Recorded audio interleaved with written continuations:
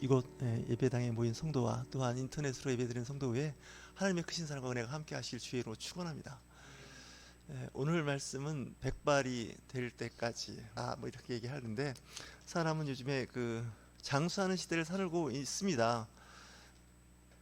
왜냐면 이제 의료시설과 영양 물질이 잘 공급이 되면 사람은 장수할 수밖에 없습니다. 지금 통계에 의하면 2070년이 되면 남자 여자 공이 평균 수명이 90세가 된다고 합니다. 그러니까 그때는 100세 넘는 사람이 많이 있다는 거죠. 그러니까 계속해서 이제 기대 여명의 나이가 점점 늘어나죠. 뭐 이렇게 안 늙고 오래 살고 싶었던 왕이 있었다면 중국에 진시황이 있었습니다. 진나라의 시라고 하는 왕이 있었던 거죠. 황제가 있었죠. 그래서 진시황이죠. 원래 이름은 시입니다.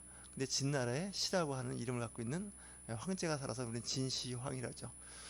요즘에 경제사 앞에 대회가 끝났지만 시진핑이라고 시자로 보니까 그런 생각이 갑자기 들더라고요. 사람이 이제 어느 정도의 경제력과 함께 건강이 있고 이제 마음이 편안하면 장수하고 싶은 것이 사람의 본능입니다. 그럼 장수하기 위해서 어떻게 할까 이렇게 생각하는데, 옛날 분들은 뭘 먹으면 장수할 수 있을까 이런 생각을 하고 살았던 것 같아요. 운동이라든가 뭐 마음의 평안함 뭐 이런 것보다도 이제 어떤 약을 먹으면 그 약을 통해서 장수하지 않을까 이런 생각하지 않겠습니까?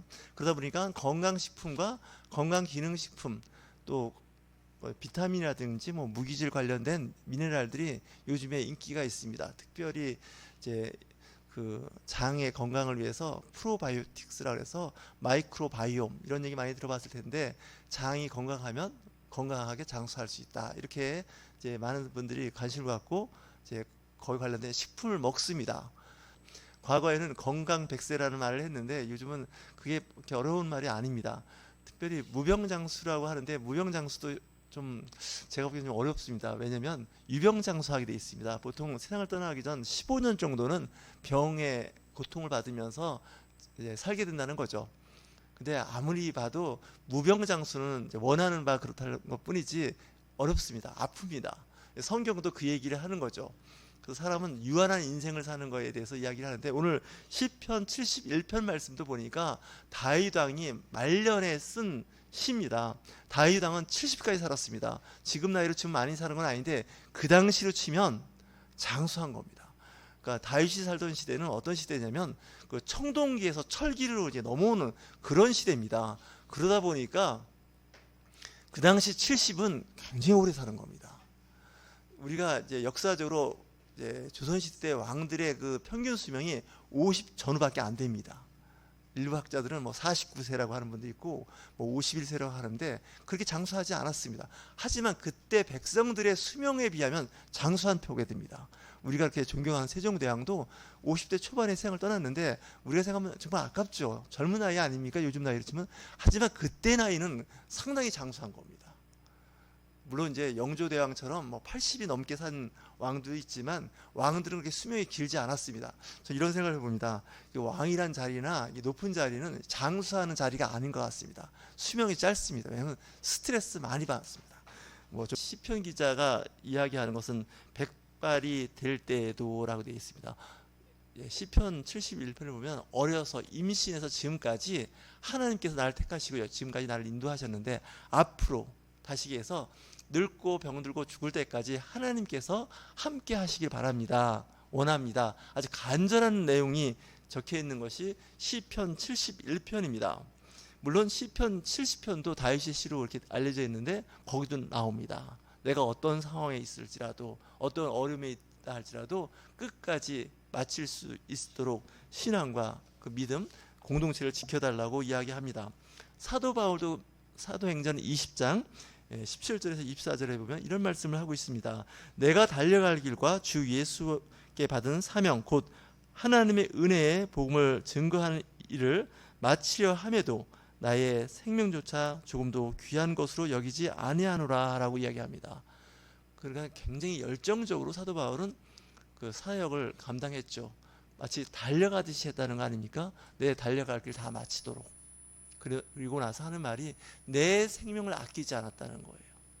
그 나중에 예루살렘으로 돌아올 때 많은 예언가들이 이야기합니다. 당신 예루살렘에 가면 잡히고 고난당할 테니까 가지 말라는 겁니다. 심지어 성령님께서 그렇게 말씀하십니다. 예루살렘 가지 말라는 거예요. 그럼에도 불구하고 사도 바울은 가는 거죠.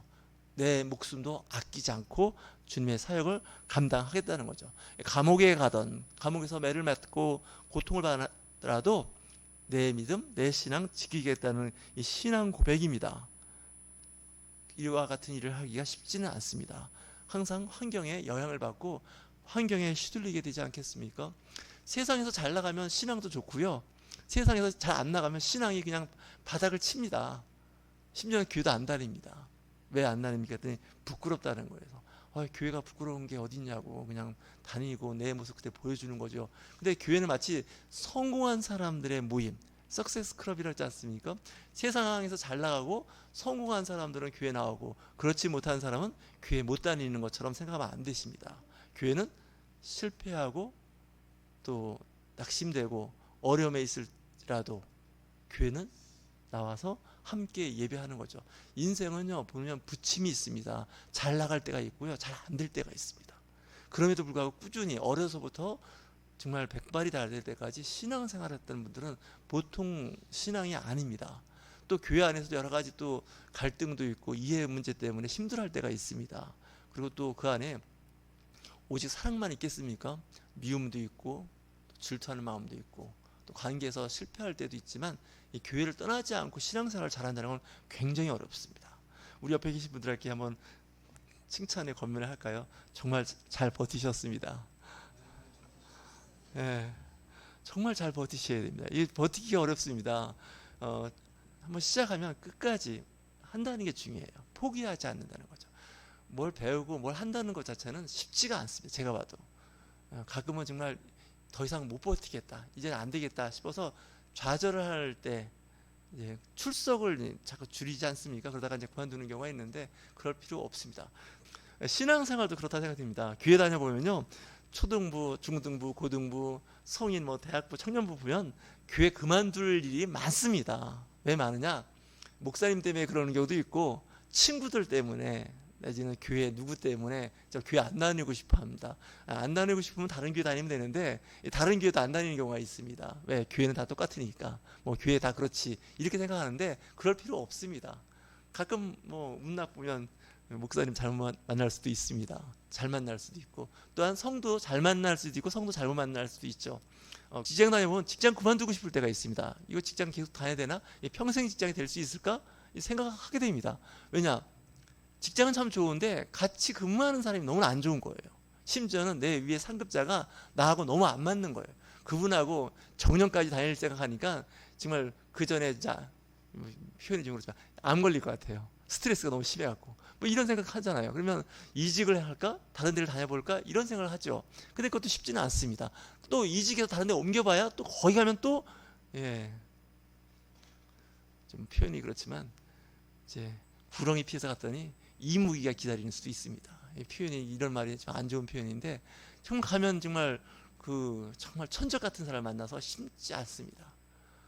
그러니까 사람이 피해하고 그만두고 그러면요 세상에 할 게 하나도 없습니다. 그래서 일단 도전해보고 참고 기다리면서 계속 해보는 수밖에 없습니다. 목회를 하면 가끔 어떤 분이 상담할 때 그렇습니다. 목사님 이거 하면 좋을까요 나쁠까요? 저는 무조건 하라고 그럽니다. 잘못되면 어떡하죠? 잘못되면 그때 고쳐서 다시 하면 됩니다. 그게 다 아닙니까? 세상에 하라고 해서 좋을 거 하나도 없습니다. 가보면 거기 이미 벌써 고수들이 있고요. 정말 전문가들이 오랜 동안 내공을 쌓아놓은 사람이 많습니다. 그런 사람들하고 경쟁한다는 건 이미 거의 쉽지가 않습니다. 그럼에도 불구하고 오랜 세월 잘 견디고 버틴 사람은 생존하는 거고요. 그렇지 않은 사람들은 대부분 또 없어집니다. 어떤 분은 평생의 직업에 자기는 너무나 많은 직업을 선택해봤고 일을 해봐서 안 해본 게 없다 그러는데 저는 그런 말을 들으면 좀 안타까운 거가 어떻게 인생을 저렇게 살았을까? 안 해본 것이 다 해봤다. 그 얘기는요, 뭔가 조금씩 하다가 다 그만뒀다는 얘기입니다. 그렇지 않습니까? 하다가 또 어려움을 그만두고 또 새로운 걸 시작하다 그만두고 그러다 보니까 진짜 세상에 진짜 이름 있는 알만한 건 다 해본 겁니다. 근데 결론은 그 일을 못 하고 있다는 겁니다. 또 새로운 직업을 취하려고 해봐야 소용 없습니다. 거기서 그냥 열심히 해서 승부욕을 갖고 하시는 수밖에 없지 않습니까? 성경에 나오는 그 사마리아 여인 마찬가지 아닙니까? 우물가에서 여인을 만나서 예수님하고 독대해서 얘기를 하는데 그 여인은 얘기하지 않았습니다. 근데 예수님이 벌써 투시력을 갖고 있지 않습니까? 그 여인을 보고 당신 지금 살고 있는 남편 아니지? 어떻게 알았죠? 그 전에 남편 5명 있는 거 나도 알아. 그 여인이 깜짝 놀랍니다. 나 얘기 안 했는데 마침 무슨 점쟁이처럼 맞추고 있지 않습니까? 5명의 남자를 바꿨습니다. 지금 살고 있는 남자는 6번째 남자입니다. 근데 그 6번째 남자도 마음에 안 드는 거예요. 그 사마리 여인이 볼 때는 싫은 거예요. 언제든지 바꿀 수 있는 남편이에요. 근데 7번째 누굴 만났습니까? 예수님을 만난 거죠. 사마리아 여인이. 그래서 거기서 영생의 물을 마신다는 얘기하지 않습니까? 세상에 일이나 어떤 파트너를 자꾸 바꿔봐야 만족 못합니다. 이 사람은 이게 좋아서 했는데 그 사람도 보니까 또 단점이 있는 거죠. 또 다른 사람을 만났더니 또 다른 사람. 그래서 요즘에 청년들이 그걸 알아갖고 결혼을 안 하는 겁니다. 어떤 남자를 만나든 어떤 여자를 만나든 다 사람 똑같아. 별 소리 없어. 예, 그 맞는 말입니다. 바꿔봐야 별 수 없습니다. 저는 그래서 어떤 때는 이런 생각을 해봅니다. 그 요즘 여친이든 남친이든 자꾸 바꿔서 제 사귀다가 결혼하면 잘 살 수도 있겠다 생각을 해봅니다. 왜냐면 사귀어보니까 다 남자는 다 똑같아. 여자는 다 똑같아. 그렇지 않습니까? 그러니까 사는 겁니다. 그 다음부터는 내가 결혼을 사는 동안은 그렇게 사는 겁니다. 교회도 마찬가지입니다. 교회도 보면 뭐 이 교회 중에 그 마치 쇼핑하듯이 교회를 이렇게 옮겨 다니는 분들이 있는데 사실 좀 다녀보십시오. 그게 뭐 6개월이든 1년이든 3년이든 다녀보면 다 똑같습니다. 교회 사람이 모이는 곳은 다 똑같습니다. 또 괜찮은 모임도 마찬가지입니다. 가보면 다 사람 냄새 나고요. 사람 같은 그 사람 부정적인 모습들이 보입니다. 그걸 잘 견디는 수밖에 없지 않습니까? 결혼해서 가끔 이제 이혼도 하지 않습니까? 교회에서는 참 이혼이라는 말 하기 좀 어렵습니다. 왜냐하면 많습니다. 이혼하신 분들이. 근데 이혼하신 분들이 한 70% 정도는 후회를 한다 그래요. 하지만 뭐 혼자 사는 것도 좋으니까 이제 혼자 사시는데 사실 이렇게 자꾸 체인징 파트너라고 해서 자꾸 사람 바꿔봐도 별 수 없습니다. 사람은 뭐 고쳐서 쓰는 게 아니라 그러는데 뭐 고쳐서 쓰는 수밖에 없지 않습니까? 제가 어제 그 화분을 옮기느냐고 이제 차를 운전해서 갔더니 집사님이 그 주유소속 타이어가 바람이 많이 빠진 거 보니까 좀 문제가 있는 것 같다 그래서 운전하는데 문제가 없는데 그러니까 정작 운전하는 사람은 그걸 못 느끼는데 옆에 있는 분이 이걸 봐주는 거 아닙니까? 오히려 자동차는 타이어에 바람이 빠지거나 펑크가 나면 운전자가 불편합니다. 핸들이 잘 안 되지 않습니까? 근데 아무 문제가 없는 거예요. 그래서 좀 오늘 예배 끝나고 어디 가기로 했는데 이거 그래서 이제 그 토요일 날 보통 카센터가 안 하지 않습니까? 그래서 전화를 한 군데 이제 가는 곳이 있어서 얘기했더니 5시까지 하니까 오라는 겁니다. 갔습니다. 타이어를 이렇게 이제 핸들을 틀어서 좀 조금씩 굴려보라는 거예요. 근데 그분이 비눗물 통을 갖고 이렇게 뿌리더라고요. 타이어 위에. 그럼 왜 뿌리나 했더니 그 뿌리니까 그 펑크난 자리에 그 거품이 조그마한 게 생겨서 이게 올라오더라고요. 그러니까 크게 구멍이 난 거는 이게 뭐 본인이 압니다. 그리고 또 자동차가 푹석 주저앉지 않습니까? 무게가 뭐 1톤 가까우니까. 근데 아주 작은 그 실방구라 그러죠. 아주 미세한 구멍이 난 건 이 표가 안 납니다. 그리고 운전하는데 별 문제가 없으다 보니까 잘 다닙니다. 그러다 보니까 이제 거품이 이렇게 생기는데 저는 늘 펑크 크게 난 것만 봐갖고 막 비눗방울이 막 생기는 거 봤는데 이거는 조그맣게 생겨가지고 조금씩 커지는 거예요. 이런 펑크는 진짜 처음 봤습니다. 그러더니 저는 이렇게 가만히 못 보는데 그 전문가는 보더라고요. 여기라고. 진짜 나더라고요. 그래서 이제 다시 했는데 우리가 이렇게 살면서 자동차도 이렇게 보면요 안전하다고 해서 막 타고 다닐 게 아닙니다. 가끔은 자동차를 한 바퀴 360도 돌아가지고 타이어에 뭐 무슨 뭐 박히기 없는지 잘 보셔야 됩니다.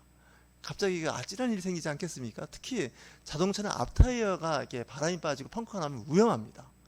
속된 말로 확 풀어박을 수가 있지 않습니까? 뒷 타이어는 그래도 그나마 괜찮은데 근데 인생도 마찬가지입니다. 신앙도 마찬가지입니다. 특히 오래된 차일수록 좀 더 관심 있게 봐야 됩니다. 사진 찍어서 이렇게 올려서 얘기했더니 어떤 친구가 그러더라고요.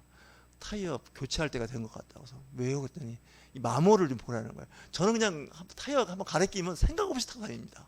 그냥 막 끌고 다닙니다. 그냥 아무 생각 없이. 그래서 가끔 카센터에 가면 원래 어떤 고장 때문에 왔는데 거기 카센터에 있는 분이 보래요. 타이어 이제 교체할 때가 된 것 같다고. 타이어? 타이어 때문에 온 게 아닌데요? 그래서 한번 보내는 거예요. 근데 편마모가 됐는데 이 자동차 편마모 아십니까? 한쪽만 다르는 거예요, 타이어가. 보니까 그 안쪽으로 편마모가 돼갖고 잘 안 보이는 거예요, 눈에. 그래서 이거 좀 더 타시면 실밥이 나온다는 거예요. 타이어에 실밥이 있다는 거 아십니까? 그 안에 뭐 철사 와이어가 들어가 있죠, 요즘은요. 그게 나올 수도 있다는 거예요. 그러냐고. 몰랐다고. 보라는 거예요. 그러니까 사실 운전을 하면서 조금씩 좀 배우는 겁니다. 운전하는 사람도 운전 뭐 그냥 면허증 있으니 그냥 주유만 하고 가끔 오일 교환만 하면 되겠지. 이건 본인 생각입니다. 가끔 정비소에 가서 한 번씩 봐야 됩니다. 물론 이제 우리 차를 1년에 한 번씩, 제가 타고 다니는 차는 6개월에 한 번씩 검사를 맡습니다. 검사 맡을 때 그런 얘기 안 합니다. 타이어 교체할 때 됐다 이런 얘기도 안 하고 그냥 그 품목에 있는 것만 검사하고 합격이냐 불합격이냐 그것만 보는 겁니다. 그 외적인 건 또 카센터에 가서 이렇게 하는 거죠. 우리 건강도 마찬가지입니다. 여러분 건강하다고 좋은 식품 먹고 운동하시면 될 것 같지 않습니까? 아닙니다. 병원 가서 정기적으로 검사하셔야 됩니다. 나 교회 다니니까 예수님이 나 지켜주실 거라고 그거 생각하시면 안 됩니다. 우리는 그래서 사람들을 맹신도라고 합니다. 맹신도 플러스 광신도가 되면요 엄청난 사고 칩니다. 우리나라 교회 사고 치는 목회자와 교회들이요 대부분 맹신과 광신이 결합돼서 아주 시너지 효과를 보고 있는 겁니다. 그래서 병원 가서 검사도 하셔야 됩니다. 정기적으로. 그게 더 중요할 수도 있습니다. 우리 성도도 마찬가지다. 내가 예수 믿고 말씀 묵상하고 기도하고 내 혼자 신앙생활 잘하고 있는데 뭐가 문제냐? 아닙니다. 교회 가서 상담도 보고 교인들끼리 서로 교제하면서 좀 얘기를 해봐야 됩니다. 내가 지금 잘 신앙생활 하고 있는지, 믿음 생활 잘하고 있는지. 그 주변에 성도 간의 그 교제라는 거 있지 않습니까? 그 헬라어로 코이오니아라고 하는 거예요. 이거 굉장히 중요하거든요. 집사님이 어제 타이어 그 얘기 안 해줬으면 계속 바람 빠지고 주저앉을 때까지 타고 다녔을 겁니다. 뭐 아무 문제 없다 생각하거든요. 바람이 그냥 차라리 확 빠졌으면 그냥 편안한데 바람이 조금씩 빠지니까 오늘 갑자기 어디 가려고 약속 잡고 딱 했는데 운전 못하게 확 주저앉을 수가 있거든요. 그게 밤이나 되고 사람들이 이게 도움받을 수 있는 시간이 아니면 그건 황당해지는 겁니다. 그러니까 누군가 얘기해 준다는 게 굉장히 고마운 거죠. 그 사람의 좋은 점도 얘기해 줘야 되지만 때로는 좀 문제가 있거나 그럴 때는 옆에 사람이 푹 찌르고 얘기해 주는 게 좋습니다. 뭐 참견한다, 뭐 웬 참견이야, 뭐 기분 나빠 이게 아닙니다. 이게 때로는 아주 절대절명의 중요한 일들이거든요. 백발이 될 때까지 신앙생활 잘했다는 건요 정말 그분은 검증된 분입니다. 장수하신 겁니다. 결혼해서 금혼식이라서 결혼해서 50년 사신 건요 정말 여러분들에게도 축복이고 저한테도 축복입니다. 쉽지 않습니다. 왜냐? 별일이 다 벌어지거든요. 아파서 병들어서 사고로 뭐 그런 일이 있어도 금혼식을 했다는 건요 저는 그래요.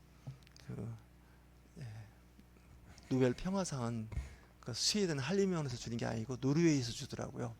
정말 그렇게 받을 만큼의 위치가 되지 않을까 이런 생각을 해봅니다. 이 백발이 될 때까지 그때까지 하나님 일을 잘하면서 마지막 하나님 앞에 섰을 때 칭찬받는 저와 여러분이 되시길 주의로 축원합니다.